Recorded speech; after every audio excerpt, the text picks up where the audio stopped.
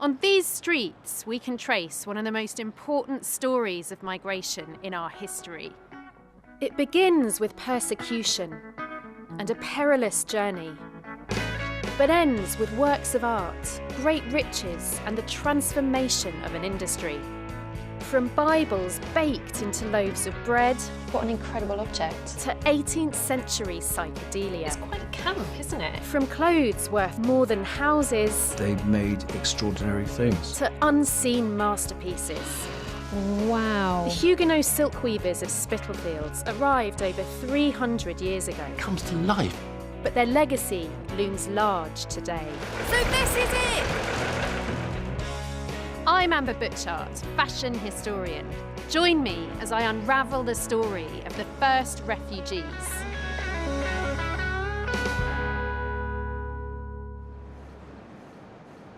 It's estimated that 1 in 6 Britons today have Huguenot blood. No small reason for that is what happened right here in Spitalfields, East London, at the end of the 17th century. Huguenots, French Protestants formed during the wider Reformation in Europe, fled persecution by the Catholic state in France and settled here. Today, buildings and street names are testimony to this migrant influx and its contribution to British life. But why did the Huguenots choose here? And how did they establish themselves? At the end of the 17th century, England had a Protestant monarchy with a history of giving refuge to Huguenots.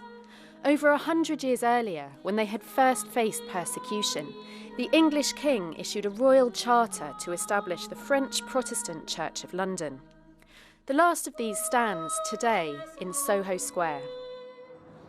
So before we even get inside, we can see from this inscription here that King Edward VI granted asylum to the Huguenots in 1550. And above that, we've got this beautiful carving that shows the passage across the sea. It shows the king welcoming them at Dover Castle. The Église Protestante Française is a building I've walked past countless times but never seen inside. Congregation records from the 23 Huguenot churches London once had are now kept here. They reveal much about this new population and the relatively easy alliance it shared with the Church of England. Here you've got 2 examples of what we call les approbations royales. Each time a new minister is appointed, the monarch has to approve it.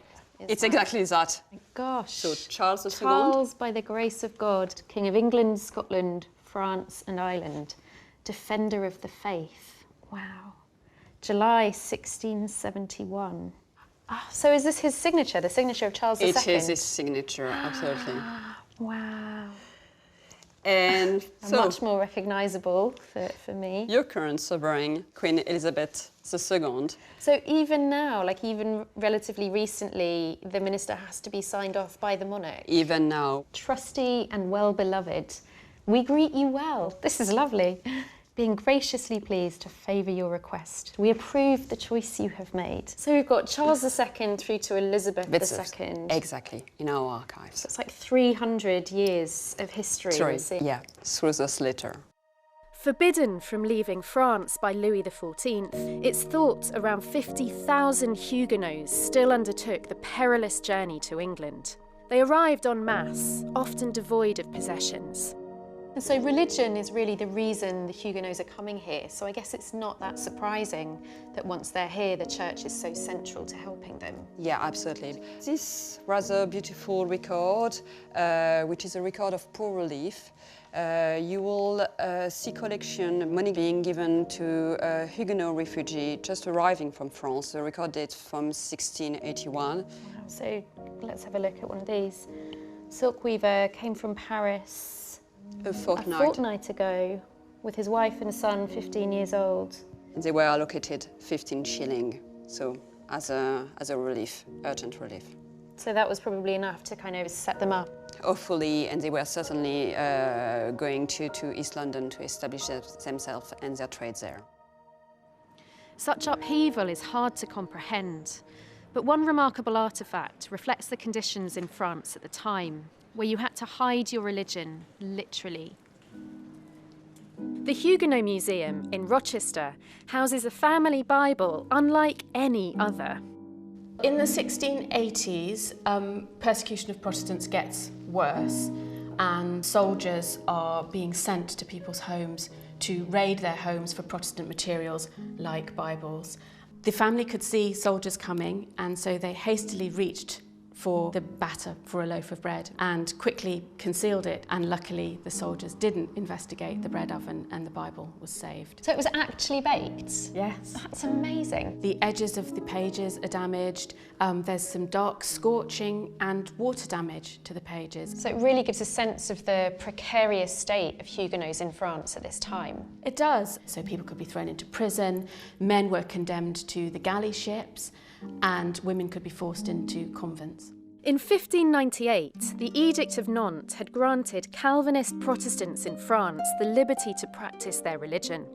However, in 1685, Louis XIV revoked this decree, making official the Dragonnades, a policy of intimidation with the intent of converting Huguenots to Catholicism. And I can see it's in French, it's not in Latin. This is really important. The Bible was in French so that ordinary literary people could read it for themselves, and this is an essential part of Protestantism. The title page was removed, and again the family story is that that title page was removed to protect the identity of the printer. What an incredible object. Another aspect of being a Huguenot in this time is that when you went to services, you often had to go to secret services, out in secluded locations, and of course you couldn't take a Bible this size with you. Yeah. So what you would take is a miniature Bible or prayer book, and that's what we have here. I mean, it's so exquisite and adorable, but it's really sort of tells this much darker history, doesn't it? It reflects the experience of being a part of a persecuted minority religion. So it's a completely clandestine operation, isn't it? Yeah. The arriving Huguenots, depicted here in 1736 by Hogarth as prim and proper Christians, in contrast to the slovenly Londoners, brought with them an array of skills. They were master gold and silversmiths, clockmakers and optometrists. But perhaps their greatest talent was in the field of silk weaving. A silk industry of sorts already existed in Spitalfields.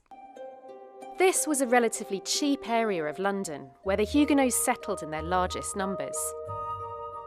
Families lived and worked in attics with enlarged windows, where silk weaving could take place in ample light.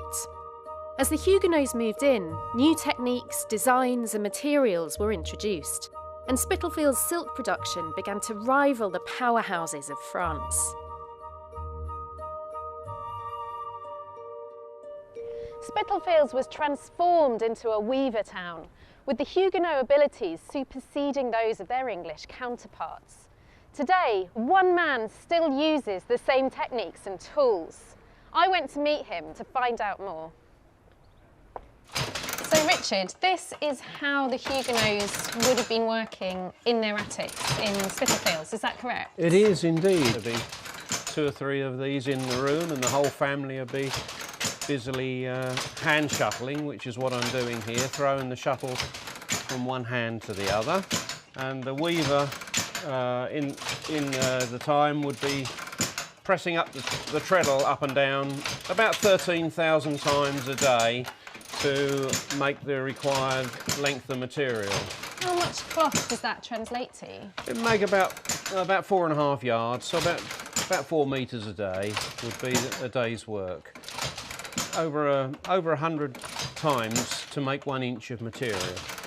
Over 100 times to make 1 inch? Yes, yes. So it's quite physical work, really, isn't it? It is, it's physically demanding, yes, and they say that if you're strong in the leg and weak in the head, you will make a very good silk weaver. So I more than qualify for that.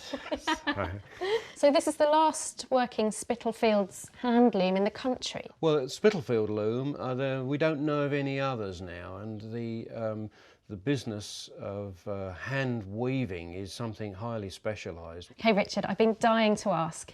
Can I have a go? Of course you can, yes. Come round and I'll show you. Brilliant.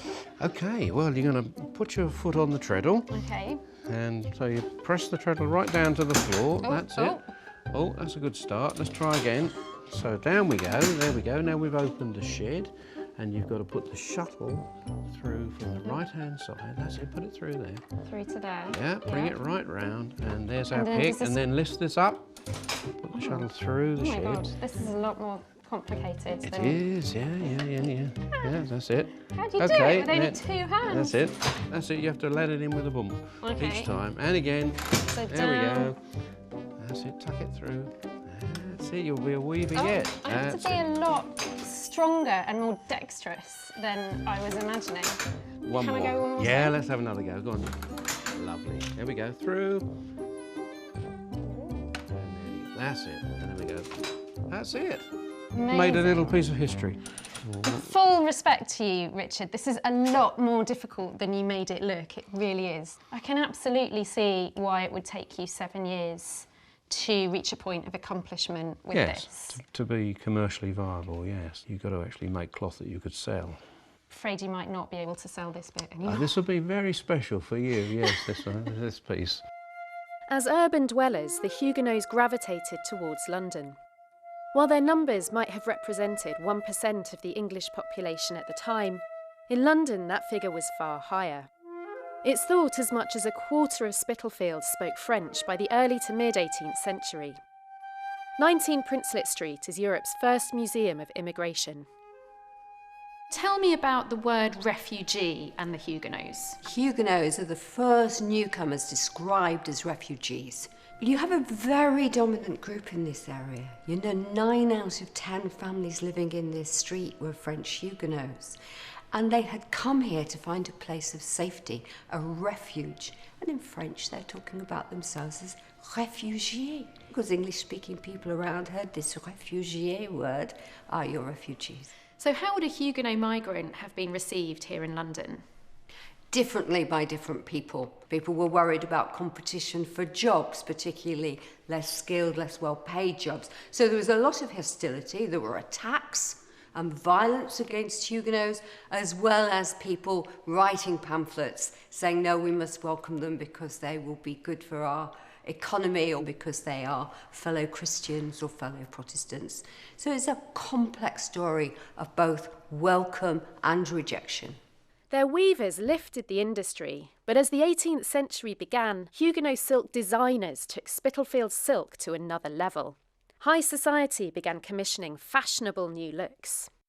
Amber, here's something I'd like to show you, a Spitalfields silk dress. I think probably a standard product My of the God. industry. Wow. At the time, dates from about 1755. I bought it years ago in a junk shop. It was 50 quid, quite a lot at the time. And it may look to most people like, basically like an old rag, but if you put it on, it comes to life. Look how beautiful the fabric is. It's got the lovely, lovely naturalistic details woven in. Absolutely incredible. Some parts are pristine, and you see it's very naturalistic. I think you can just about do it. It was for a woman, maybe a little bit taller, I'm not sure. These ancient garments, like back from the grave, isn't it? And then you put it tightly here, and it would have, of course, been tight originally. And you see the whole of the cut works now. What's amazing. And this is, it's like the ghost, or the spirit of the dress is revived when it goes back to near the body, because it just looks, it's beautiful. Sorry, I'm going to have to admire it. It's sensational. It's so beautiful. The cut here would have been a little bustle here coming out like that, and it would have been an inch or two above the ankle. So yeah, you're about an inch too short for this. I usually am. And in a sense, this is, you are the Spitalfields silk industry personified. You are a person from the 18th century living here, and the dress somehow is happy. It's absolutely exquisite, isn't it? What a treasure. But also, the colours sensation, one of the forgotten sort of heroes of the industry were the dyers. They were big and important. They were the boffins. I mean, to make a strong colour that's reasonably stable was the magic that was looked for. And I love the idea that people could be wearing sort of symbols of their trade, of the family business about Absolutely. their bodies as Well, well. hops for the brewers. This is obviously the flowers and various things that would have been sold in Spitalfields wholesale market, which obviously must have been a great inspiration for the local pattern designers, seeing pomegranates and seeing pineapples and beautiful flowers from the fields of Hackney. So exactly this silk would have been made in this very The area. Spitalfields silk, yeah, that's a typical product of Spitalfields in its golden age, so it's mid to late 1750s. Yeah. Well, thank you very much. I say it's never been washed. You're having a very intimate relationship with lots of 18th century people. Silk design was one of the Huguenots' greatest artistic achievements. To see the pinnacle, I'm heading behind the scenes at the V&A. Amber, this is the V&A Paper Conservation Studio, and we've got something really special we'd like you to see. Excellent. This is one of the rarest and most remarkable pieces of Huguenot silks in the collection at the V&A, and I think you'll be quite thrilled to see it. Oh, wow. Oh my gosh. This is from the 18th century?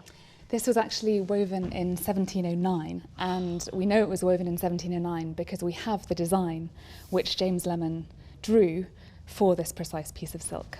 The colours are absolutely magnificent, aren't they? They're beautiful. It's as though it was woven yesterday. I thought it was going to be much more sort of traditionally botanical. I mean, it's kind of psychedelic, isn't it? It is absolutely psychedelic. The colour combinations, these strange elements which are counterintuitive, an architectural element which then is missing a section, all of these things which make you feel quite disoriented about finding your way through the space which is depicted in the silk.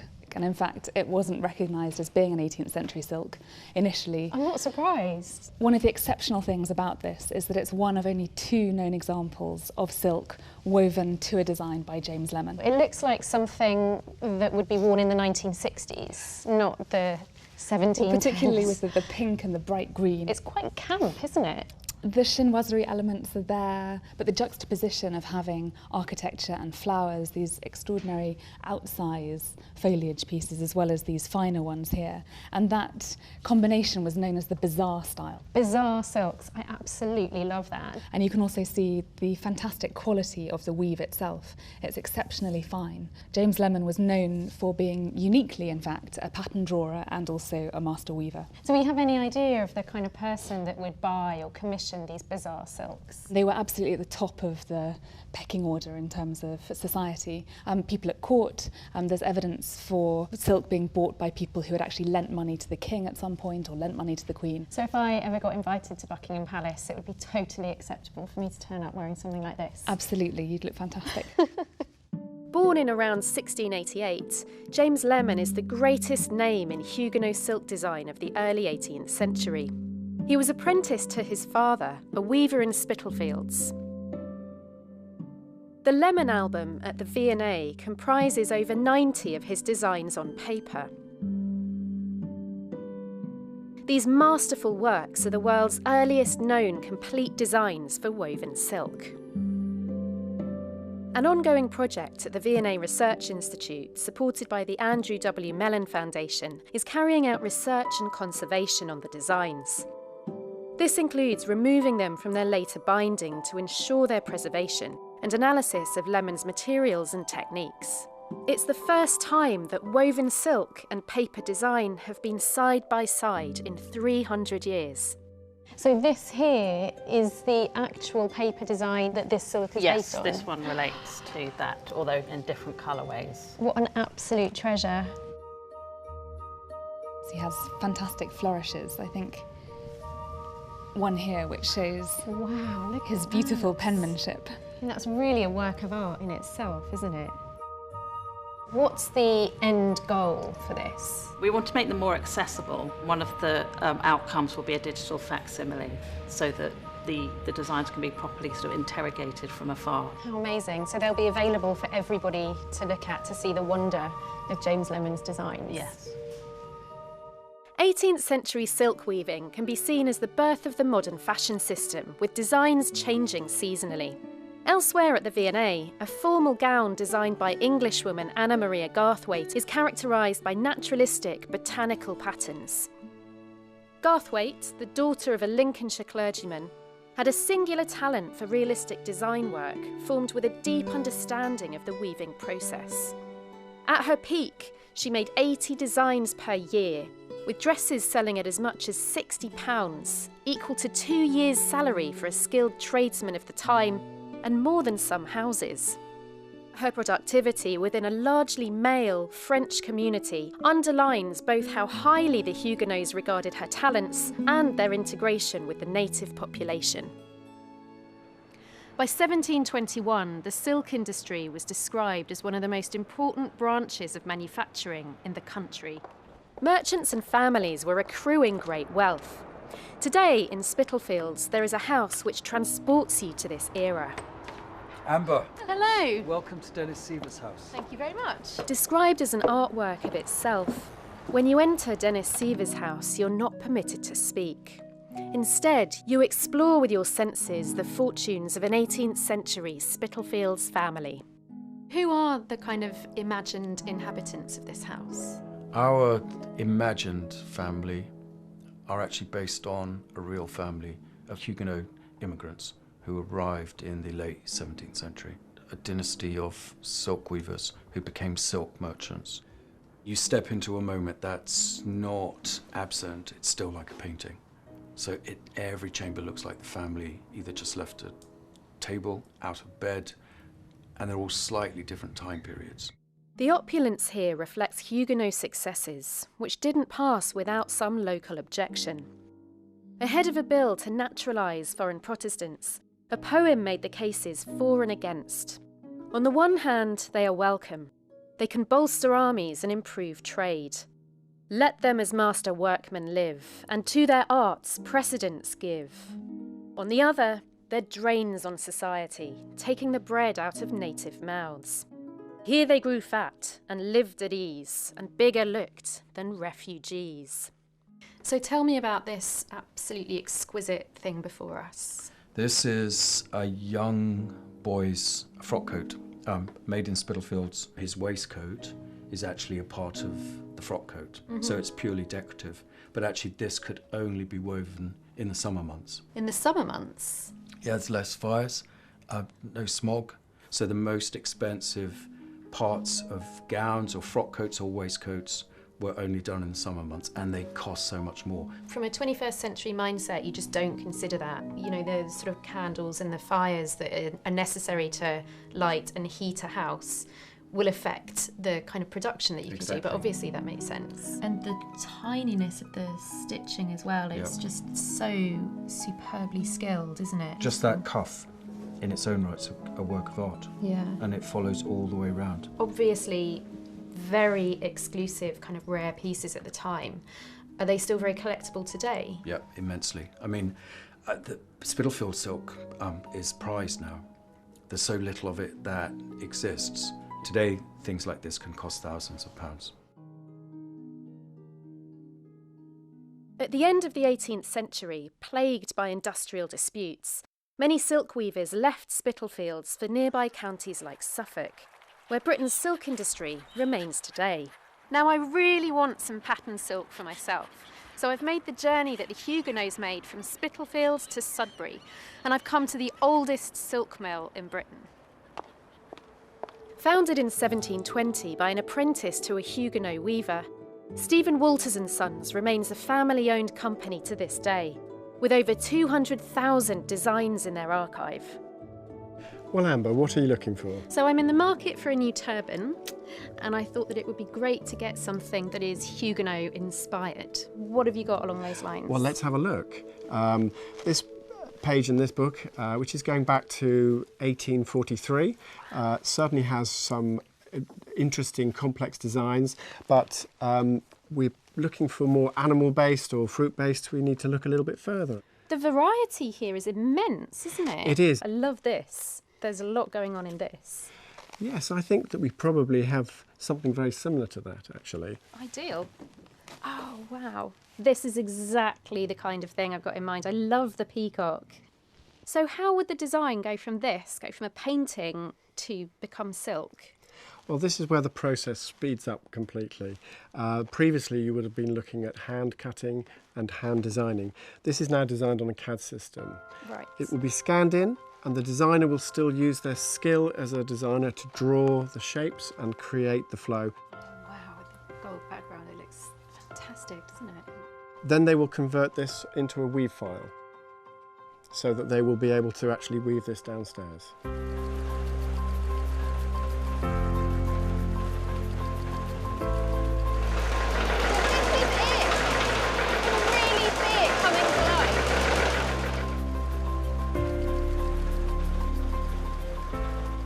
So you've got potential for an enormous output here. It is a hungry factory, and we are weaving approximately 8 kilometres of fabric a week.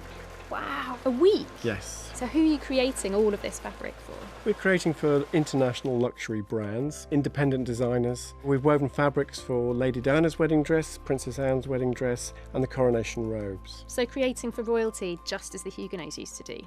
Absolutely. While my turban's being made up, I'm back in Spitalfields, where reminders of refugee journeys can be found. Wooden Boat with 7 People is a sculpture by artist Calliope Lemos. Made of a fishing boat found on the shores of Greece, having transported Turkish migrants, it echoes the refugee journey of the artist's own grandparents. Today it stands in Spitalfields, where since the time of the Huguenots, groups ranging from Irish Catholics to Eastern European Jews to Bengali Muslims have settled. The anonymous figures have arrived here to safety, yet are still at the beginning of a journey. Not only did the Huguenots lay the foundations for the East End's famous rag trade, but for generations of migrant families coming here. Well, I'm Charlie, I live in Spitalfields, and I've come to tell you about some amazing and quite extraordinary people. Who's going to be an H? Who's going to be a U? I want a G, I need a U, E-N, O, who wants a T? And I need one more, S, lovely, thank you. The Huguenots had to leave by stealth. Charlie DeWett and the Huguenots of Spitalfields work with 10 schools in the Tower Hamlets area of London. Feel it, squeeze it, throw it in the air, squash it up. Their aim is to work across the country, tying the Huguenot story in with subjects across the curriculum. They walked these streets, they walked up Brick Lane. Who knows the mosque at the corner of Brick Lane and Fournier Street? Lovely. Well, that was built in 1743 as a Huguenot chapel. Thomas Buxton School, where we are today, is right in the heart of Bethnal Green and Spitalfields, isn't it? It is, and we want to bring the heritage of the area to life. Many of these children here today will have refugee backgrounds themselves, or children of economic migrants that have come here, and basically trying to communicate how the first refugees to this country, how they survived and flourished and contributed, and came as strangers and stayed as citizens. You're going to be creating this and weaving it together. What you do is you go under one and over the next. It's been a long time since I was back at school. You can put a knot in it like that and it will just secure the whole thing. Do you want me to do it? All right. So if you've gone under it... We didn't want the Huguenots just to be characters in history because it was so inspiring, family-orientated, thrifty, hard-working, industrious people. It's that we want to communicate. That's it. You've got it. You're a weaver. Hands up, who found it hard? And I'd like to give yourselves a pat on the back for an outstanding job today. Well done. Thank you, guys. Well done, guys. And here it is, the finished product. And so it's fitting to end our story here.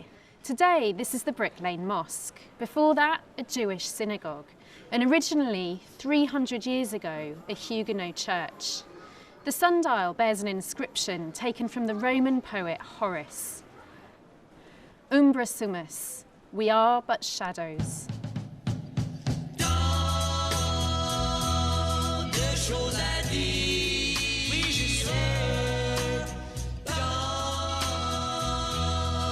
Choses à dire.